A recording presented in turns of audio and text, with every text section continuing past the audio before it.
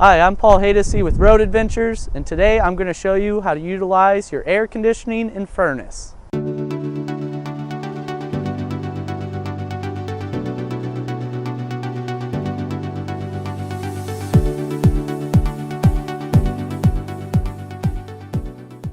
Your AC and furnace utilize two different control panels. Your AC control panel is located on the ceiling, while your furnace control panel is located on the sidewall. Your AC has two different modes, fan and cool. Fan is indicated by the black semicircle with three different fan settings. Cool is indicated by the blue semicircle, which also has three different fan settings. To change the airflow on your air conditioning unit, simply move the slider left or right. That will change the airflow from directly downward to out the sides of the unit. To supply heat to this unit, you first must make sure your propane tanks are open.